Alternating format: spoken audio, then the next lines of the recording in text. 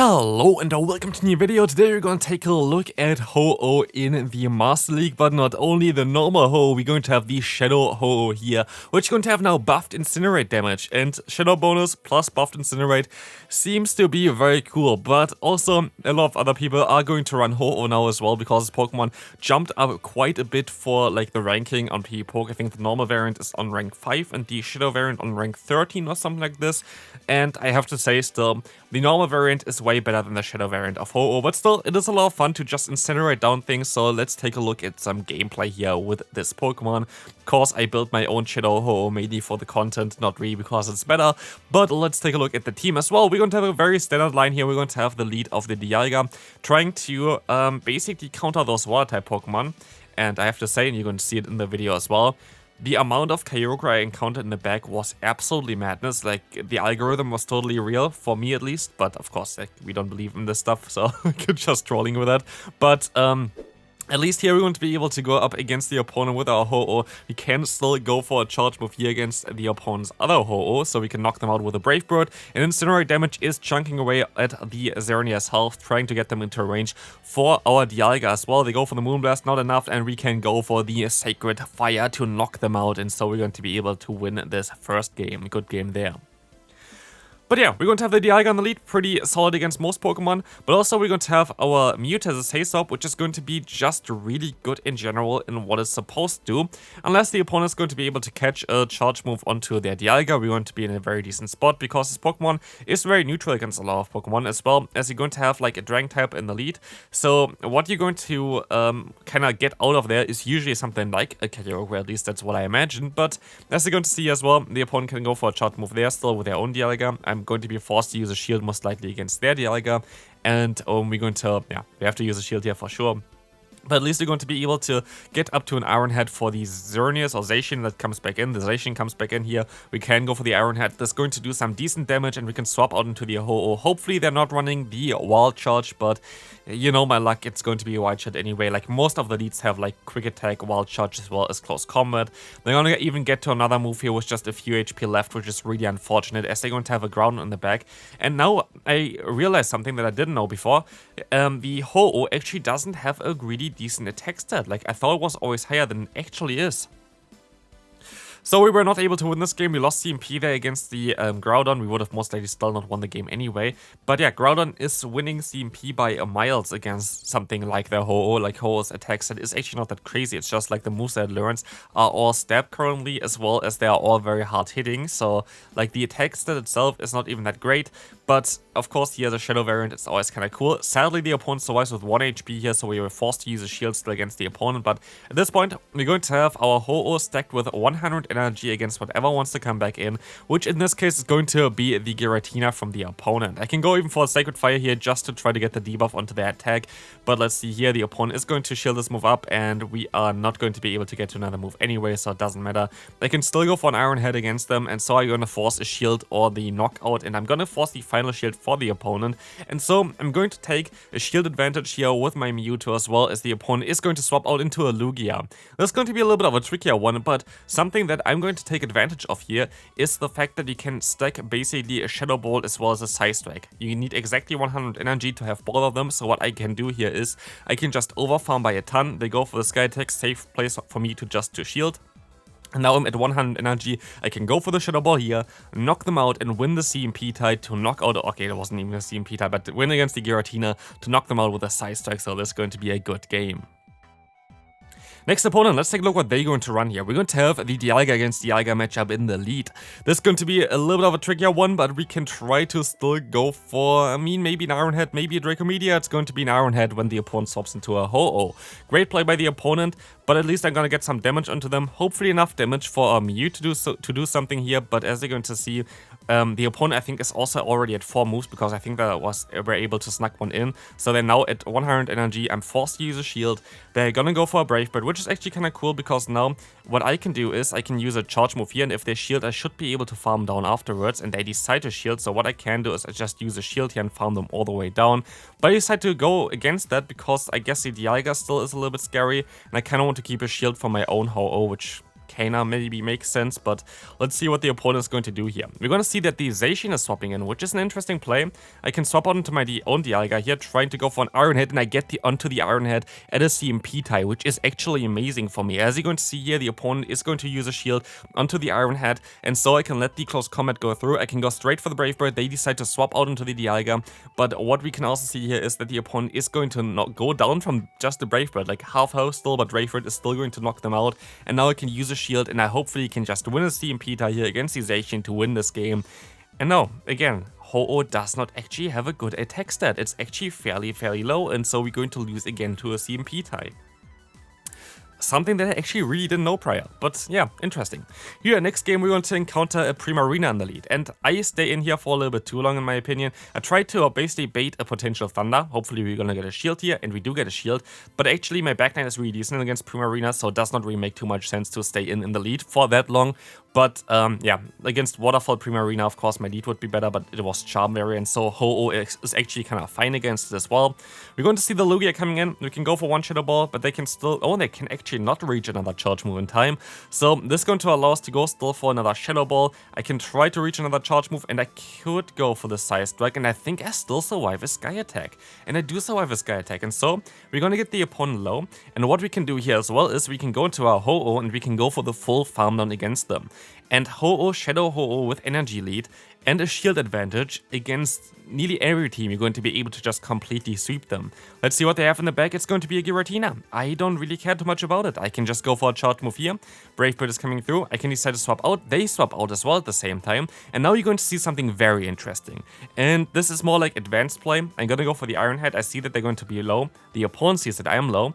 And both of us know what we have to do here. We have to wait. Because the thing is, for them, they kind of need energy on the Giratina in order to knock out my Ho-Oh, and I need energy on the Ho-Oh in order to knock out the Giratina. But I now knock out the opponent's Primarina because I know that they don't get as much farm anymore thanks to the 2 jumps that they did afterwards against my Dialga, and so I can outspeed them to a Brave Bird and win this game. So some like stare down contest there, which was kind of funny as well. Next opponent, let's see what they're going to run. We're going to have a Dialga in the lead. We're going to also have, again, a Mirror. We actually have the same amount of CP and most likely the exact same stats as well, which is kind of funny. But I can go straight for the Draco Meteor. A lot of people just let the first move go through expecting the Iron Head, but this opponent did not do that. And so I decided to use a shield here onto my Mewtwo as well, which I feel like is the better play to go for. It's going to be a Draco, and we will see a Giratina coming in. I make a little bit of a mistake here. I should have most likely went for the Shadow Ball. I decided to go for the Side Strike because I know that 2 Side Strikes are going to knock them out here. But I also decided to let this move go through, which was kind of unfortunate because I was hoping that they went for the bait, but they didn't go for the bait. The bait would have still survived. And so they can even go for the knockout here. And I just basically hope that my Ho-Oh can do everything here and tries to win this game for me. I keep my Dialga just as like sacrifice later on. But of course, it's going to be Kyogre in the back. I think against anything else, this play would have been really smart. But if they have a Kyogre in the back, like, what am I supposed to do? Like, I cannot, like, it's literally like walled here. So let's move on to the next game. Again, a pretty horrific lead for us is going to be the Xerneas. We swap out, gonna get out the Dialga. I can try to bait again the Focus Blast. I feel like Focus Blast is a smart play on Mewtwo currently in the meta. But yeah, I don't have it on mine because I don't really want to get rid of Shadow Ball because it's a legacy move and like you would need to use another Elite Term otherwise, which is always kind of awkward. But here we're going to be able to get them still low. We were even able to nearly get to a Side Strike there, which was kind of sad. But what we can do here now is we can go into our Ho-Oh and just get a ton of farm. They can still go for a charge move, which I'm fine with, but I'm gonna be able to now go up to like a Brave Bird, which is nice.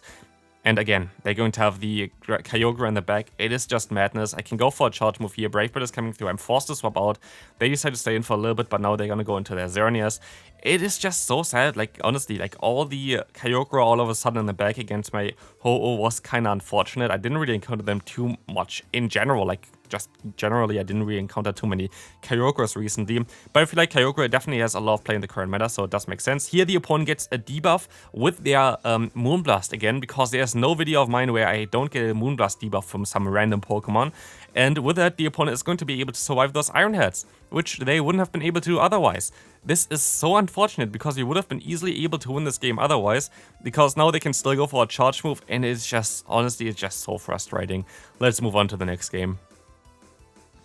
I just hate the Moonblast debuffs. Honestly, like, they happen to me so many times, it is wild. You're going to encounter the Zacian again. They're going to go for the close combat most likely. I kind of want to try to get the shield from the opponent as well. And we will see that they're going to most likely use a shield here. So I wanted to kind of try to catch a move on my Mewtwo. Let's see if that's going to work out. It does work out. And the close combat is going to go to waste here, as this close combat is going to hit against a Psychic type Pokemon. In comes the Giratina. I can go for a Shadow Ball, which is going to do around like 60% of the opponent's health. So this is going to be amazing for us, as this is going to put them now into farm down range for our Dialga lead as well. They have to go for a charge move. It's going to be the Dragon Claw. And I was kind of in a mood where, like, I think the Size Trick was a mistake. I should have went for the farm with my Dialga.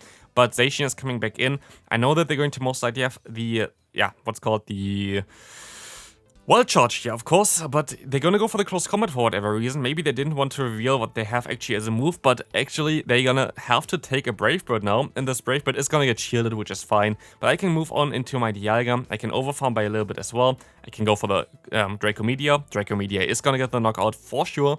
And so you will see here the matchup against Zacian. They decide to forfeit. So I guess they actually were running Moonblast in close combat there. Next opponent, we're going to have a Palkia in the lead, and this was also a really unfortunate matchup for me. Look at this, like I'm not even the Draco, the opponent was not at the Draco, and we still see him Pita. I know that this is just an awkward tale because I'm not at the Draco, so the opponent is not at the Draco.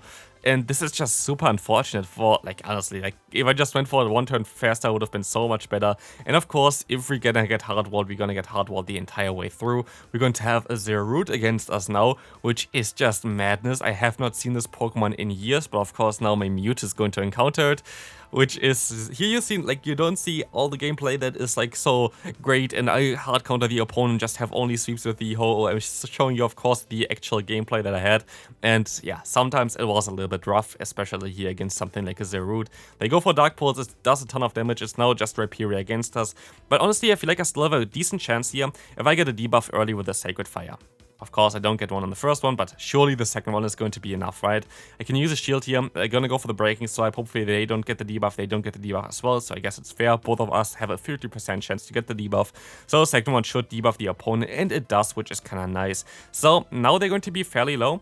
I can still take the Breaking Swipe. I can swap out now. They got the attack drop there, but it doesn't matter because I can swap. They can still knock out my Dialga, but Ho-Oh just barely going to be able to come back from this bench. Oh, how on earth, I don't know, but let's move on to the final battle. Next battle, final battle, going to be an interesting one, and now that my opponent plays this in a way that I've never seen really anybody play this, and there's going to be a Dragon Claw coming in immediately. But what I didn't know is that they're actually going to be able to reach the superpower still afterwards. I always thought that this was not possible for them. I thought they were always going to only get to a Dragon Claw or something, so I decided to let this move go through. I was totally wrong, but at least I'm going to be able to get some energy with my Ho-Oh, and so I have another Kyogre against me, which is great, honestly. It is literally the thing that I was looking for the entire time.